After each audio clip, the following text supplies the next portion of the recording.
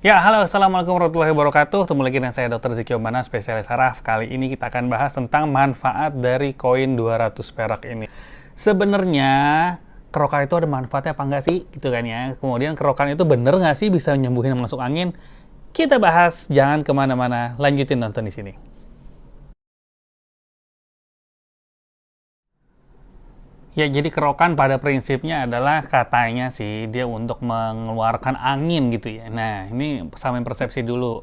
Jadi yang namanya masuk angin adalah suatu penyakit kearifan lokal doang, hanya ada di negeri ini. Jadi masuk angin itu nggak ada, ya. Terus kalau ada nggak enak-enak itu apa namanya, dok? Masuk angin bukan? Bukan. Jadi masuk angin adalah sebutan untuk kumpulan gejala yang menyerupai flu, entah demam, entah meriang, entah pegal-pegal. Nah, itu yang katanya masuk angin.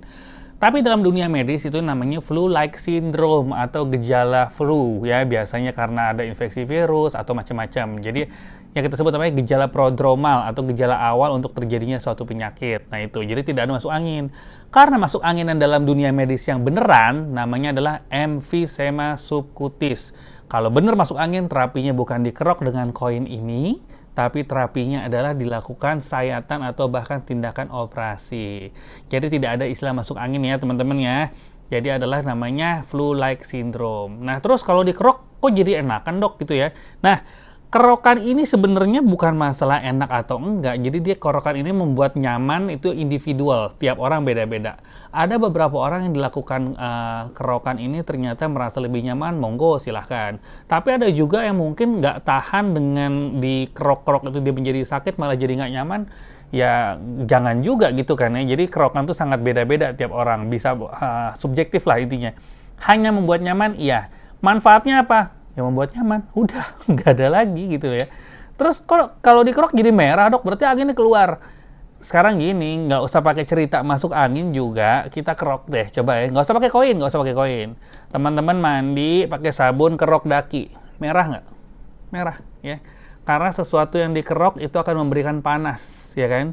Setiap dua benda yang bergesekan akan memberikan panas. Panas itu otomatis akan memberikan pelebaran, ya. Setiap benda yang terkena panas akan memuai, termasuk pembuluh darah di bawah kulit. Dia menjadi memuai, maka menjadi merah. Bukan angin keluar, tapi namanya digosok-gosok pasti merah, gitu. Terus kalau ada rasa anget gimana? Ya rasa anget bisa terjadi dua. Karena yang pertama memang karena dikasih balsem atau obat-obat penghangat.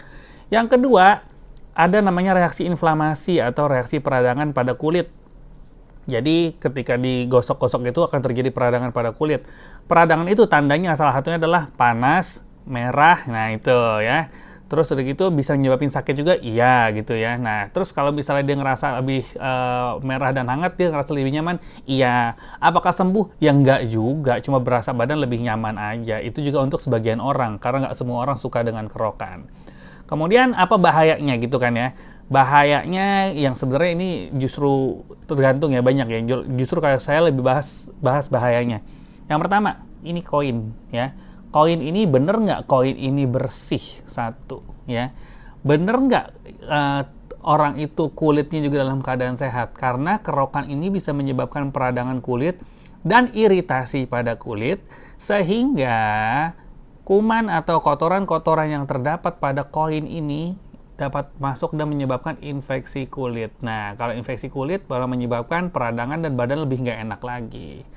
Jadi kalau ditanya kerokan boleh apa enggak, ya saya kembalikan kepada teman-teman. Tapi kalau ditanya manfaatnya, apa? Ya bikin nyaman. Itu juga beberapa orang aja, subjektif ya, tergantung.